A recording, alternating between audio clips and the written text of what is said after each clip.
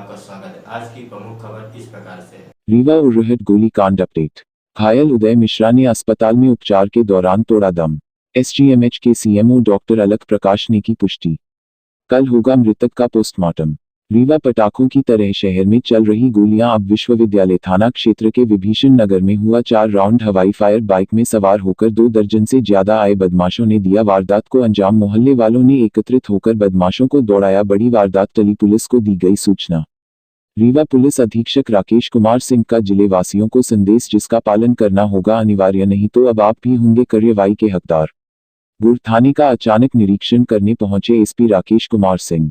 Rewa police अधीक्षक राकेश कुमार सिंह ने आज शनिवार को शान्य के समय अचानक जिले के गुड़ मार्ग का भ्रमण करते हुए थाना गुड़ का औचक निरीक्षण किया।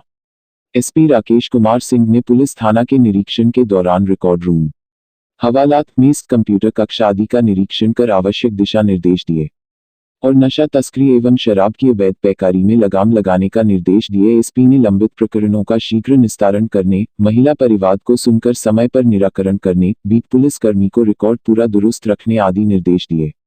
इस दौरान थाना प्रभारी सहित पूरा स्टाफ मौजूद रहा। रीवा एसपी राकेश सिंह ने आम जनता से की अपील। एमबी रीवा अपने किराएदारों से आधार कार्ड के साथ साथ अपने नजदीकी थानों में उनकी जानकारी दे, जिससे उनके आपराधिक रिकॉर्ड की भी जांच हो सके। आज समान थाना क्षेत्र अंतर्गत गोलीकांड में यह चीज सामने आई है कि जिन युवकों को कमरे किराए से दिए गए थे उनमें कहीं ना कहीं संदिग्ध गतिविधियां हो रही थी, जिसमें एक युवक की मौत भी हो गई है। सतर्क रहें, सुरक्षित रहें। तारांकन रीवा पुलिस अधीक्षक राकेश सिंह, अतिरिक्त पुलिस अधीक्षक शिव कुमार वर्मा के निर्देशन पर गोविंदगढ़ थाना प्रभारी सुरेंद्र सिंह द्वारा अपनी टीम के साथ मिलकर बीती रात्रि में डकैती योजना बना रहे 5 बदमाशों को गिरफ्तार किया, जिनके पास से कई हथियार जिसमें बका, तलवार, कटर, डंडा सहित अन्य हथियार बरामद किया गया। रीवा वैक्सीनेशन में बड़ी लापरवाही उजागर, बिना वैक्सीन लगे 6 लोगों का जारी हो गया प्रमाण पत्र। चिकित्सा अधिकारी की दलील, आधार का पंजीयन कराने से जारी हुआ होगा प्रमाण पत्र। रीवा अनिश्चितकालीन धरने पर बैठी नर्सों ने सरकार को जगाने किया सद्बुद्धि यज्ञ। तारांकन नर्सों के बाद अब वार्ड ब्याय भी हो सकते हड़ताल में शामिल। आज दोपहर अस्पताल प्रशासन व वार्ड ब्याय के बीच होगी बातचीत। रीवा बड़ी खबर अपडेट। रीवा अजब और गजब है, क्या आम क्या खास, सबके जलवे बरकरार है। जी हां, बात करते हैं अवैध निर्माण मामले की। शायद रीवा के लिए यह अजूबा ही होगा। आपको बता दें कि रीवा के वार्ड क्रमांक 41 में रानी तालाब के पास भैरों बाबा मार्ग में मेडिकल कॉलेज के डीन डॉक्टर मनोज इंदुलकर का आलीशान बहुमंजिला भवन बना है, जिसकी नींव ही नाले के ऊपर रखी गई है। इनके बहुमंजिला भवन के नीचे से नाला गुजर रहा है, जो तस्वीर में साफ दिखाई दे रहा कि नाले के ऊपर बनी यह बिल्डिंग कई सालों से बनकर यूं ही खड़ी है।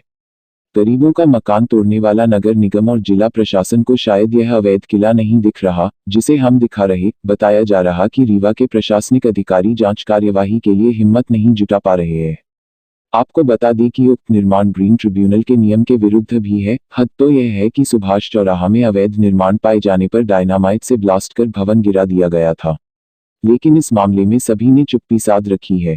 विगत समय नालों के किनारे बने कई मकान तोड़े गए थे, लेकिन डॉक्टर साहब का किला भवन, जो नाले के ऊपर ही खड़ा कर दिया गया है, जिसे तोड़ने में रीवा प्रशासनिक अमले का पसीना छूट रहा है। देखना यह आगे होगा कि मामले पर क्या कार्यवाही होती है। अमरपाटन देर रात मुकुंदपुर में 2 पक्षों में जमकर हुआ विवाद, एक महिला की मौत, 4 लोग हुए घायल। ताला पुलिस, मुकुंदपुर चौकी पुलिस मौके पर, घायलों को इलाज के लिए लाया गया सामुदायिक स्वास्थ्य केंद्र अमरपाटन। स्थिति को बिगड़ता देख मृतक महिला को भी लाया गया अमरपाटन। मुकुंदपुर के हरिजन बस्ती में हुआ था विवाद। एसपी राकेश कुमार सिंह के निर्देश पर गंगेव चौकी प्रभारी सुशील सिंह ने अपने हमराह स्टाफ के साथ 23 जून की रात गुमशुदा हुए नाबालिग बालक को 1 सप्ताह के अंदर किया दस्तयाब। आईजी रीवा जोन उमेश जोगा, डीआईजी अनिल सिंह कुशवाहा, एसपी सीधी पंकज कुमावत, एएसपी अंजुलता पटले के निर्देश और मार्गदर्शन में चंद घंटों में मझौली थाना प्रभारी सतीश मिश्रा सहित पतासाजी में लगी 8 टीमों को मिली बड़ी सफलता। सराफा दुकान संचालक के पुत्र पर हमला कर दुकान में 1 करोड़ से ज्यादा की लूट की वारदात को अंजाम देने वाले मुख्य संदेहियों के गिरेबान तक पहुंची पुलिस। आज हो सकता है बड़ा खुलासा। भोपाल यदि कोई कर्मचारी शराब पीता है तो उसके परिवार के भरण पोषण हेतु उस कर्मचारी की वाइफ के खाते में 50% सैलरी जमा करवाने के आदेश। रीवा मनगवा अज्ञात वाहन की टक्कर से अर्धविक्षिप्त युवक की मौत, घटना की सूचना पर पुलिस पहुंची। चित्रकूट में केंद्रीय मंत्री गजेंद्र सिंह शेखावत पहुंचे। मंत्री डॉक्टर महेंद्र सिंह भी साथ में मौजूद। रामवन में पौधा लगाकर किया शुभारंभ। देवांगना हवाई पट्टी के पास हुआ शुभारंभ। चित्रकूट के दीनदयाल उद्यमिता विद्यापीठ पहुंचेंगे केंद्रीय मंत्री गजेंद्र सिंह शेखावत। उत्तर प्रदेश सरकार के मंत्री डॉक्टर महेंद्र सिंह। विधानसभा का मानसून सत्र अगस्त में बुलाया जाएगा। विधानसभा मध्य प्रदेश विधानसभा का मानसून सत्र अगस्त में बुलाया जाएगा। इसकी जानकारी विधानसभा अध्यक्ष गिरीश गौतम ने दी। उन्होंने बताया कि संसदीय कार्य विभाग के प्रस्ताव पर अब तक फैसला नहीं होने के कारण अब सत्र जुलाई में संभव नहीं है। ये सत्र 5 से 7 दिन का ही होगा। पुलिस के 3 व आरपीएफ के 5 जवानों ने ट्रेन में की थी सराफा कारोबारियों से 60 लाख की लूट। झांसी के 3 सराफा कारोबारियों से 16 दिन पूर्व चलती ट्रेन जबलपुर निजामुद्दीन 60 लाख रुपए लूटने वाली गैंग को क्राइम ब्रांच ने पकड़ लिया है। पुलिस ने इस गैंग से लूटे गए 60 लाख रुपए में से 52,50,000 रुपए बरामद कर लिए हैं। फिल्मी अंदाज में डबरा से ग्वालियर के बीच लूट करने वाली गैंग का सरगना पुलिस का निलंबित जवान सतेंद्र सिंह गुर्जर है। सतेंद्र ने लूट की इस बड़ी वारदात को अंजाम साइबर सेल के 2 जवानों व रेलवे पुलिस के 1 जवान के अलावा 2 अन्य साथियों के सहयोग से दिया था। तारांकन आरोपितों ने स्वयं को क्राइम ब्रांच के अधिकारी बताकर नोटों से भरे 2 बैग छीने थे। लुटेरों को व्यापारियों के भारी मात्रा पैसा लेकर झांसी से दिल्ली जाने की टिप्स उनके ड्राइवर ने दी थी। पुलिस ने इस गैंग को ग्वालियर से डबरा के बीच लगे सीसीटीवी कैमरों से मिले फुटेज से पकड़ा है। लूट की इस बड़ी वारदात में सबसे बड़ा यह सवाल यह है कि लूट की वारदात 17 जून की है। पुलिस ने लुटेरों को पकड़ने के बाद जीआरपी ग्वालियर में मामला दर्ज किया है। तारांकन एसपी अमित सांघी ने बताया कि झांसी बड़ा बाजार निवासी राकेश पुत्र शंकर अग्रवाल का सोने के आभूषणों का कारोबार है। राकेश अग्रवाल पिछले 25 साल से स्थानीय व्यापारियों से डिजाइन व पैसा लेकर दिल्ली से गहने लाते हैं। इसके एवज में इन्हें कमीशन मिलता है। राकेश के साथ झांसी के सागर अग्रवाल व संजय गुप्ता भी उनके साथ काम करते हैं। राकेश अग्रवाल व उनके साथी व्यापारी 17 जून को व्यापारियों का पैसा लेकर झांसी से जबलपुर निजामुद्दीन एक्सप्रेस में दिल्ली जाने के लिए बैठे थे। 3 व्यापारियों के पास 3 बैग थे। 2 बैग में 30-30 लाख रुपए व तीसरा बैग खाली था। यह तीनों व्यापारी एक ही कोच में थे। तारांकन डबरा ग्वालियर के बीच राजस्थान की फर्जी क्राइम ब्रांच की टीम ने पकड़ा। डबरा ग्वालियर के बीच आधा दर्जन लोग इनके कोच में आए। सीधे तीनों व्यापारियों के बीच पहुंचे। इन लोगों ने नाम से व्यापारियों को संबोधित करते हुए बताया कि हम लोग राजस्थान क्राइम ब्रांच के अधिकारी हैं। उन्हें पुख्ता सूचना मिली कि तीनों लोग झांसी व दिल्ली के हवाला कारोबारियों का पैसा इधर से उधर पहुंचाते हो। इन जवानों ने व्यापारियों के तीनों बैग छीन लिए। राजस्थान पुलिस का नाम सुनते ही व्यापारी भी बुरी तरह से घबरा गए। बैग खोलकर देखने के बाद कुछ देर तक कोच में ही व्यापारियों से पूछताछ करते रहे। इसके बाद बोले ग्वालियर रेलवे स्टेशन पर आखिरी कोच में आ जाना। हमारे बड़े अधिकारी उसी कोच में बैठे हैं। अब यह पैसा पूरी छानबीन के बाद ही वापस मिलेगा। इसके बाद बैग लेकर चले गए। तारांकन आखिरी कोच में कोई नहीं था। तीनों व्यापारी डरते डरते आखिरी कोच में पहुंचे, जहां उन्हें कोई नजर नहीं आया। डरे व्यापारी पहले दिल्ली पहुंचे। दिल्ली से लौटने के बाद जीआरपी झांसी को इसकी सूचना जिन व्यापारियों का पैसा उनसे चर्चा करने के बाद दी। इस वारदात की जानकारी एसपी अमित सांघी को मिली। तारांकन क्राइम ब्रांच की टीम को पड़ताल के लिए लगाया। एसपी अमित सांघी व एएसपी सतेंद्र सिंह तोमर ने लूट की इस बड़ी वारदात की पड़ताल करने के लिए डीएसपी क्राइम विजय सिंह भदौरिया, रत्नेश तोमर व क्राइम ब्रांच थाना प्रभारी पप्पू यादव व उनकी टीम को लगाया। सीसीटीवी फुटेज से हुई लुटेरों की पहचान। पुलिस ने लुटेरों की पहचान करने के लिए सबसे पहले ग्वालियर से लेकर झांसी तक सीसीटीवी फुटेज देखने शुरू किए। फुटेज में पुलिस ने सबसे पहले व्यापमन कांड में निलंबित सतेंद्र गुर्जर के रूप में की। फुटेज में 3 साथियों को बैग के साथ नजर आया। व्यापारियों ने बताया कि यह बैग उन्हीं के हैं। तारांकन मास्टरमाइंड निकला पुलिस का निलंबित जवान। पुलिस ने सबसे पहले सतेंद्र सिंह गुर्जर को उठाया। सतेंद्र के पकड़ में आते ही बड़ी लूट का खुलासा हो गया। सतेंद्र ने पुलिस को बताया कि इस लूट में साइबर पुलिस के जवान अभिषेक तिवारी, विवेक पाठक व आरपीएफ के जवान के साथ व्यापारी के ड्राइवर प्रेम नारायण प्रजापति व महेंद्र के साथ अंजाम दिया है। पुलिस ने चारों जवानों के साथ ड्राइवर को भी गिरफ्तार कर लिया है। पुलिस ने इनके पास से लूटे गए 60 लाख में 52,500 रुपये बरामद कर लिए हैं। ड्राइवर ने दी थी टिप्स। पुलिस ने बताया कि सतेंद्र के टच व्यापारी का प्रेम नारायण प्रजापति संपर्क में था। कुछ दिन पहले ही व्यापारी ने लापरवाही के आरोप में उसे भगा दिया था। ड्राइवर ने व्यापारी से खुन्नस निकालने के लिए व्यापारी कब और कैसे पैसा लेकर दिल्ली जाते हैं, उसकी जानकारी सतेंद्र को दी। पुलिस उसके बाद व्यापारियों को ट्रेन में ही लूटने की फुल प्रूफ योजना बनाई। ड्राइवर ने दावा किया था कि यह पैसा नंबर 2 को होता है, इसलिए व्यापारी पैसा लूटने के बाद भी इसकी सूचना पुलिस को नहीं देंगे, चुपचाप बैठ जाएंगे। राजस्थान पुलिस के नाम पर चलती ट्रेन में 1 करोड़ से अधिक का सोना लूटने की वारदात इसी तरीके से हुई थी। तारांकन, लुटेरे पकड़ने के बाद दर्ज हुआ लूट का मामला। इस पूरे घटनाक्रम में सबसे बड़ी बात यह है कि लूट की वारदात 16 दिन पूर्व हुई थी। लूट सूचना मिलने के बाद पुलिस ने इस मामले को दबाकर रखा। लुटेरों के पकड़े जाने के बाद जीआरपी में 170, 171, 384, 419 के तहत दर्ज किया कटनी क्राइम न्यूज। कट्टा बनाने की फैक्ट्री का भंडाफोड़, आरोपित गिरफ्तार। बरही पुलिस ने कट्टा बनाने की फैक्ट्री का भंडाफोड़ करते हुए शनिवार को आरोपित को गिरफ्तार किया है। उसके पास से कट्टा बरामद किया गया है।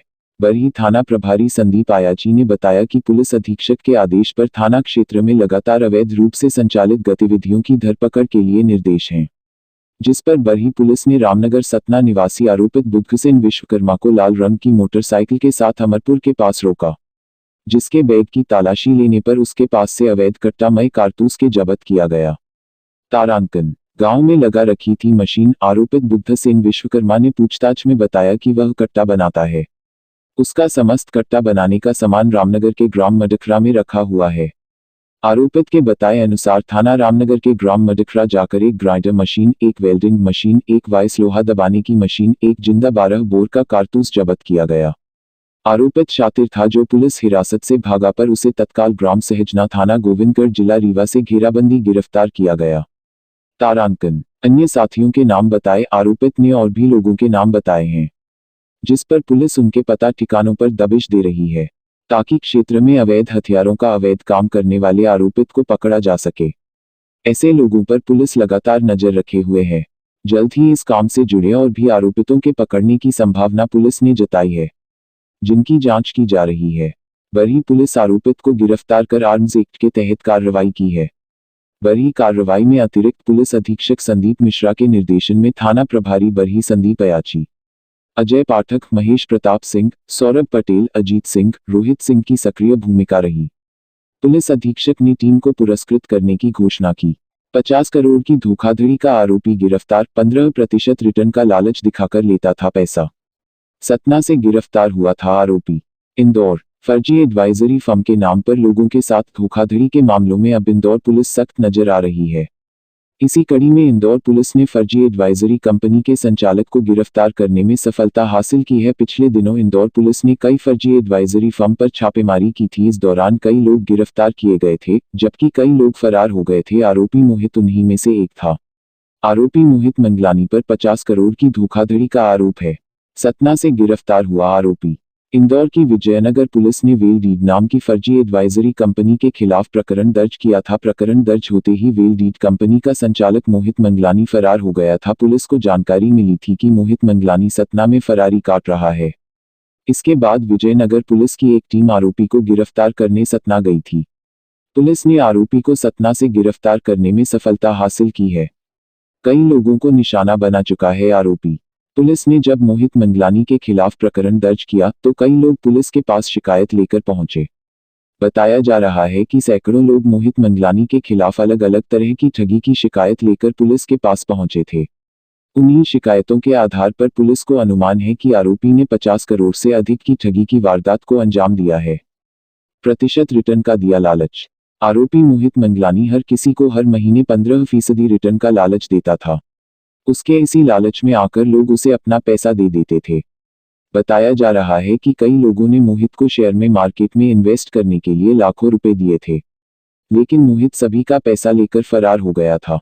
पुलिस को मिली अलग अलग शिकायतों के आधार पर बताया जा रहा है कि उसने लगभग 50 करोड़ की धोखाधड़ी को अंजाम दिया है। खंगाले जा रहे हैं बैंक अकाउंट। फिलहाल पकड़े गए आरोपी से पुलिस काफी बारीकी से पूछताछ करने में जुटी हुई है। पुलिस की शुरुआती जांच में उसके पास करोड़ों रुपए की धोखाधड़ी की बात सामने आ रही है। अब पुलिस आरोपी को बैंक अकाउंट खंगालने में जुटी हुई है। पुलिस को आरोपी के 3 से 4 बैंक अकाउंट होने की जानकारी मिली है।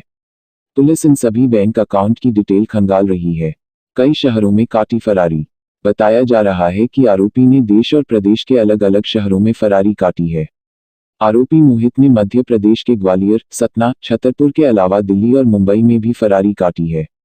पुलिस इस मामले में मोहित की मदद करने वाले लोगों की भी तलाश कर रही है, ताकि पुलिस यह पता लगा सके कि आरोपी ने लोगों से लिया पैसा कहां कहां लगाया है या किस किस को दिया है। अब में शुरू होने जा रहे 9 और मेडिकल कॉलेज पीएम मोदी करेंगे उद्घाटन। उत्तर प्रदेश में चिकित्सा स्वास्थ्य के बुनियादी ढांचे को मजबूती देने में जुटी योगी सरकार रोज नए आयाम लिख रही है।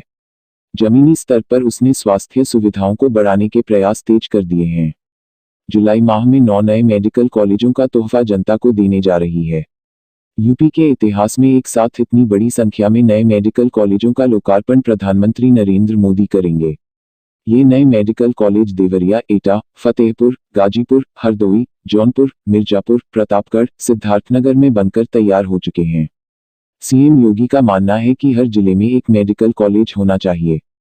इसके लिए सरकार ने तेजी से कदम आगे बढ़ाए हैं। सबसे बड़ी आबादी वाले राज्य में 2017 के पहले मात्र 12 मेडिकल कॉलेज ही हुआ करते थे। योगी सरकार के सत्ता संभालने के बाद से प्रदेश में मेडिकल कॉलेजों की संख्या बढ़कर 48 हो चुकी है। प्रदेश में 13 और मेडिकल कॉलेजों के निर्माण का काम तेज गति से किया जा रहा है। सरकार नए मेडिकल कॉलेजों में 70% फैकल्टी का चयन भी कर चुकी है।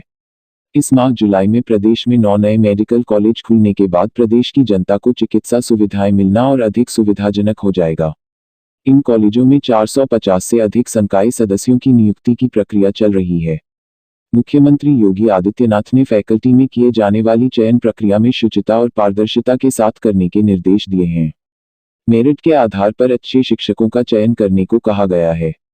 एमपी में कोरोना की तीसरी लहर का खौफ, सीएम शिवराज ने शुरू की मेगा बैठकें। भोपाल, सीएम शिवराज सिंह चौहान ने मंत्रालय में अलग अलग बैठक ली। बैठक के दौरान मंत्रालय में मेडिकल ऑक्सीजन उत्पादन में आत्मनिर्भरता संबंधी मंत्री समूह ने अपना प्रेजेंटेशन दिया। दरअसल उज्जैन और ग्वालियर में ऑक्सीजन निर्माण इकाइयां लगाई जा रही हैं। ऐसे में जिन जिलों में एएसयू नहीं है वहां एएसयू लगाए जाने की योजना है। Liquid medical oxygen plant. बता दें कि भोपाल, सागर और इंदौर में 200-200 टन के ऑक्सीजन स्टोरेज टैंक लगाए जाने हैं। ऐसे में एएसयू की क्षमता और गुणवत्ता के ऑडिट और मॉनिटरिंग की व्यवस्था की जा रही है। इसके अलावा 230 जिला अस्पतालों में लिक्विड मेडिकल ऑक्सीजन प्लांट लगाए जा रहे हैं। सीएम ने की कोरोना को लेकर समीक्षा बैठक। प्रदेश में अनलॉक के बाद कोरोना के मामलों में बढ़ोतरी हुई है। यहां पहले संक्रमित मामलों की संख्या 33 थी, जो अब 38 से 40 और बीते 24 घंटे में 43 रिपोर्ट की गई है। ऐसे में सीएम शिवराज ने कोविड अनुरूप व्यवहार के लिए कड़ाई से पालन कराया जाने की बात कही। सीएम ने कहा कि पॉजिटिव मामलों को देखते हुए कॉन्टैक्ट ट्रेसिंग की जाए और माइक्रो कंटेनमेंट जोन बनाया जाए, किल कोरोना जारी रखा जाए। तारांकन, भोपाल, जबलपुर, इंदौर और बैतूल जिलों की समीक्षा। दरअसल इंदौर जिले की समीक्षा में पाया गया कि दूसरे राज्यों से आए हुए लोगों के चलते यहां संक्रमण बढ़ा है। वहीं भोपाल में प्रतिदिन 5 मामले रह गए थे, जो 30 जुलाई को बढ़कर 10 हो गए थे। जबलपुर में भी पॉजिटिव केसेस की संख्या 0 हो गई थी, लेकिन बीते 24 घंटे 5 नए मामले दर्ज किए गए हैं। ऐसे में सीएम ने एक बार फिर टेस्टिंग पर जोर देने की बात कही है।